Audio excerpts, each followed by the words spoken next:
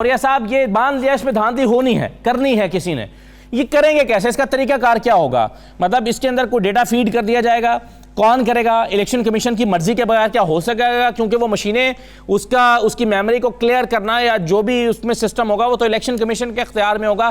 क्या election commission को gun point पे कोई कराएगा? ये कैसे होगा? ये धांधली कैसे होगी इसके अंदर? और ये साहब मेरा ख्याल है बुनियादी तौर पर अगर आप वाकई चाहते हैं कि इस मुल्क के अंदर कोई सीरियस डिस्कशन हो तो यहां पर कंप्यूटर के और इस तरह के कोई एक्सपर्ट्स हों जिन पर गुफ्तगू करवाई जाए, वो ज्यादा बेहतर तरीके से अवाम कंफ्यूज ना करे। खुदा एक कसम 18 करोड़ 10 लाख जो हैं मोबाइल हैं पाकिस्तान में, 18 करोड़ 10 लाख। आपने बायोमेट्रिक से सबकी रजिस्ट्रेशन करवाई थी, धांधली हुई। मशीनें लेके लोग घूमते थे बाजार में, आओ जाके हम तारा बायोमेट्रिक्स करा लो, और पब्लिक इंश्योर करती थी कि मेरा मोबाइल किसी और के नाम पर रजिस्टर्ड ना हो सके। आज तक लोग करवा रहे हैं। कौन सी मशीन उठी जिसने कहा मैं बेईमानी करती हूं? मशीन का भी बेईमानियां करती है। उसके मुकाबले में आपके पास 10 करोड़ वोट हैं टोटल। कभी भी 51% से ज्यादा लोग वोट देने नहीं आए, मतलब 5 करोड़ वोट 18 करोड़ के मुकाबले में। एक तो ये बात, 5 करोड़ 12 लाख आपके इस वक्त अकाउंट होल्डर हैं। रोज सुबह एटीएम मशीन लगाते हो, रोज बायोमेट्रिक्स करते हो, किसी ने सवाल किया कभी? और सबसे बड़ी बात है, मैं 6 इलेक्शंस में कम से कम रिटर्निंग अफसर रहा हूं मुख्तलिफ जगहों पे, और मुझे पता है कि जिस वक्त इलेक्शन शुरू होते थे, आपको पता है अयूब खान के जमाने में सबसे पहले वो डब्बा होता था जिसके ऊपर निशान बना होता था फलां का, ये साइकिल है, ये गुलाब है, ये लालटेन है, ये वो, उसमें वो डब्बे उठा लिए जाते थे, उसके वोट उसमें डाल दिए जाते थे। उसको हल करने के लिए याह्या खान ने एक लंबा बैलेट पेपर लेके आया। आप बयान उठा लें हर सियासी पार्टी के, ये वोट चोरी किए जा रहे हैं, जो मुजीबुर रहमान के निकाल लें, फलां के निकाल लें, वो सारे वो। अच्छा, उसके बाद हुआ ये कि उसने एक कौमी असेंबली का इलेक्शन रखा, एक दिन 3 दिन के बाद सूबाई असेंबली का इलेक्शन रखा। उन्होंने कहा जी ये तो बहुत बड़ी धांधली हो जाएगी, ये हो जाएगा, इसको इकट्ठा करें। इकट्ठा करने के बाद ये इकट्ठा जब जा लगने के लोगों का, ये तो कंफ्यूज करने वाली बात है। मसला सारा ये है, ये मेरे सामने लिस्ट खुली हुई है दुनिया के मुल्कों की। दुनिया के मुल्कों के अंदर मैं अभी आप गिन लूं अगर, तो आप हैरान हो जाएंगे कहां कहां पर इलेक्ट्रॉनिक वोटिंग होती है, कहां कहां किस जगह। उसको आपका पड़ोस इंडिया है, छोड़ दे पाकिस्तान, आपसे कम से कम 5 गुना 6 गुना बड़ा मुल्क है। उसके अंदर उन्होंने बकायदा, आपने देखा इसके अंदर तो ये हुआ है कि उन्होंने बकायदा, मैं वकालत नहीं करना चाहता इस वक्त किसी तौर पर भी, एक उन्होंने बकायदा उसका फिजिकल उसका प्रिंट आउट भी निकाला। मसला ये नहीं है, मसला ये है, मुझे बताएं धांधली रोकने का तरीकेकार क्या हो सकता है? ये तो बड़ा नारा है ना, अवाम रोक लेगी। अवाम ने रोकना चाहता है, इनके मुताबिक पिछले इलेक्शन में रोक लेती, उनके मुताबिक उससे पिछले में रोक लेती, उससे पहले उससे रोक लेती। ओ भाई, इंश्योर किए जाते हैं दुनिया में तरीकेकार। क्यों बायोमेट्रिक्स आया दुनिया के अंदर? ठीक, आप रोज बायोमेट्रिक्स की बुनियाद पर सफर करते हैं यार, वीजे लगते हैं लोगों के। क्या वहां से लोग आज कभी हुआ कभी क्या निहाल हाशमी साहब की जगह दामरा साहब चले जाएं, या दामरा साहब की जगह मैं चला जाऊं? उस बाय में आपकी आय कोरोना की बुनियाद पे पूरी दुनिया चलती है यार। मतलब जो चीज आप इसी बुनियाद के ऊपर, आप इसी बायोमेट्रिक्स की बुनियाद के ऊपर क्राइम्स ढूंढते हैं। दुनिया का सारा फिंगरप्रिंट्स की बुनियाद के ऊपर मुजरिम ढूंढते हैं आप। दुनिया का सारा एज्यूम कर रहे हैं कि ये धांधली होगी। आप मुझे बताइए, कोई रास्ता बताएं फिर इसको। जी, तो ये सर इसके वो मशीन है, अगर नियत ठीक है ना, अगर एक मिनट आखिरी बात करता हूं, अगर नियत ठीक है तो इसको सबसे बेहतर तरीका यही है। अगर नियत ठीक नहीं है तो सारे तरीके गलत। और ये साहब मुझे ये बताएं कि क्या ऑपोजिशन नेक नियति से इसकी मुखालफत कर रही है? उनको वाकई लगता है इससे धांधली होगी, या इसके पीछे आपके ख्याल में ऑपोजिशन के मुखालफत की वजह कुछ और है? ये वाकई समझ देंगे ये धांधली की एक वजह है और हमें हराया जाएगा इससे?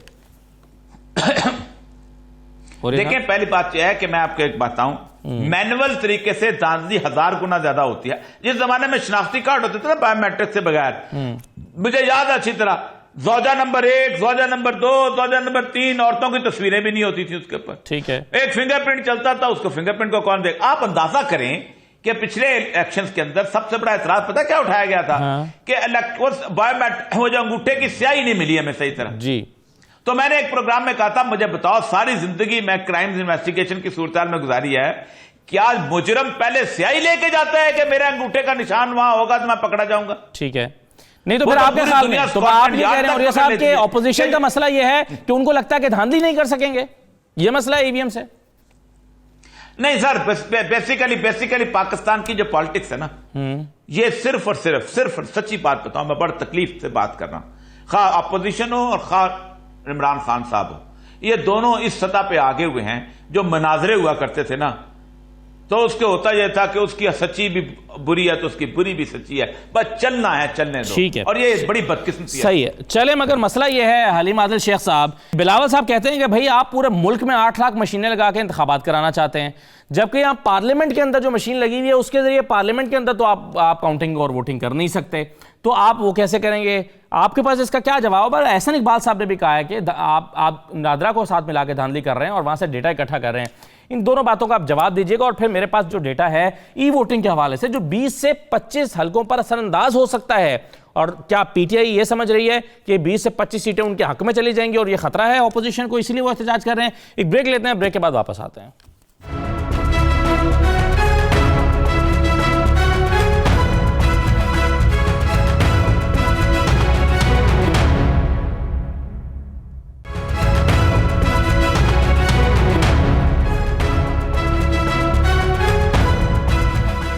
ब्रेक के बाद दोबारा खुशामदीद। इससे पहले कि हम ओवरसीज पाकिस्तानियों को वोटिंग का हक मिलने से जो इंपैक्ट आएगा पाकिस्तान के इलेक्शन पर, उस पर बात करें, इससे पहले मैं एक चीज़ हलीम आदिल शेख साहब के सामने रखना चाहता हूँ।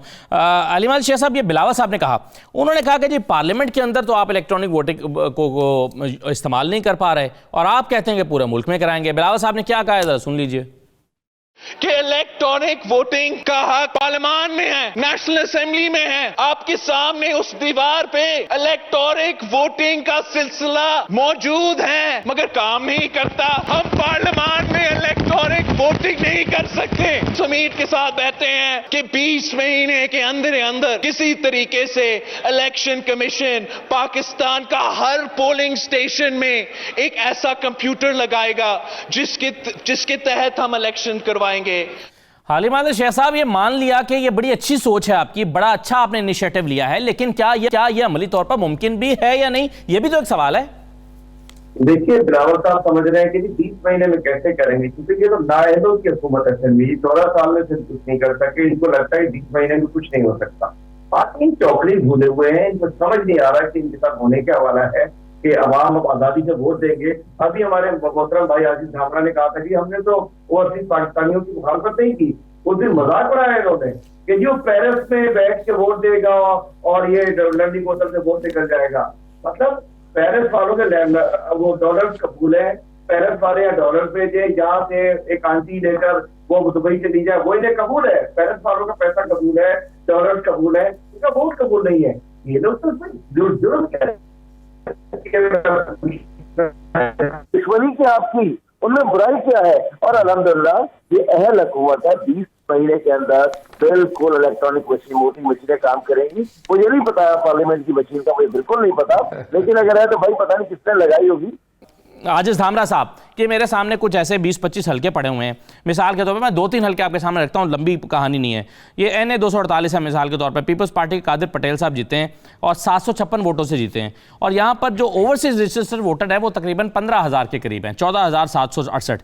इसी तरह से अगर चन्योट की हम बात करें, मुस्लिम लीग नून के यहाँ से कैसर शेख साहब जीते हैं और यहाँ 8,000 वोटर्स रजिस्टर्ड हैं और 840 वोटों से वो जीत रहे हैं। आपको क्या लगता है? इसी तरह से और हल्के भी हैं, सियालकोट का जैसे आप एक हल्का देख रहे हैं, वहाँ पर ख्वाजा आसिफ साहब जो है वो पहला इलेक्शन वो जीते थे अभी 2018 का, तो वो सिर्फ 1400 वोटों से जीते हैं और रजिस्टर्ड वोटर्स यहाँ पर 93,000 हैं, और ऐसे कई हल्के हैं। तो क्या खौफ क्या है पीपल्स पार्टी को कि अगर इन हल्कों में ओवरसीज वोटर्स ने वोट डालना शुरू कर दिया तो पीटीआई को फायदा हो जाएगा और ये 400-500 वोटों का फर्क निकल जाएगा? देखिए सदुल्ला, वो तो मैं बाद में तबसरा करता हूं कि पीटीआई को किस तरह फायदा पहुंचेगा। अभी जो बात की थी, मुझे एहतराम है ओरियन साहब के लिए, उन्होंने कहा कि मैनुअल सिस्टम में धांधली होती है, जिस तरह शनाख्ती कार्ड बनते थे तो उसमें ये चीजें होती थी।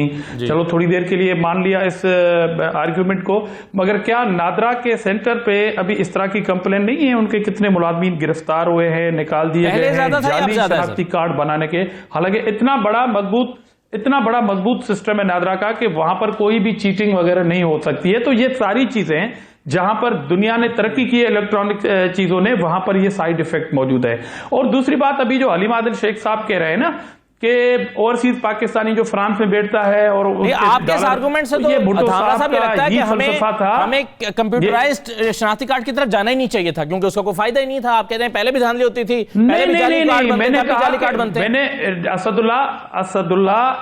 असदुल्ला मैंने ये कहा कि ये चीजें गुंजाइश मौजूद होती हैं ये सारी चीजें में। और दूसरी बात, इश्यू ये है, बहस ये है कि ये इलेक्शन जो है वो इमरान खान ने करवाना है, उनके सिलेक्टर्स ने करवाना है, जाहिर है वो मैनेज होते हैं इलेक्शन, और इलेक्शन कमीशन के थ्रू इलेक्शन होते हैं।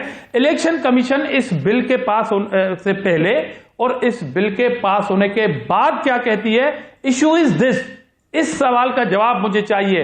और जहां तक आप कह रहे हैं ना ये हुकूमत बड़ी 20 महीने में कवर कर लेगी, शेख साहब, तो ये कौम ने देख लिया कि आप कह रहे थे कि 100 दिन में करप्शन खत्म हो जाएगी, आपने अरस्तू बिठा दिए थे कि मईशत ठीक हो जाएगी, आपने कहा कि यहां चोरों की हुकूमत है, अब महंगाई खत्म हो जाएगी, आपने कहा कि ये बिल्कुल गुलो गुलजार मुल्क हो जाएगा।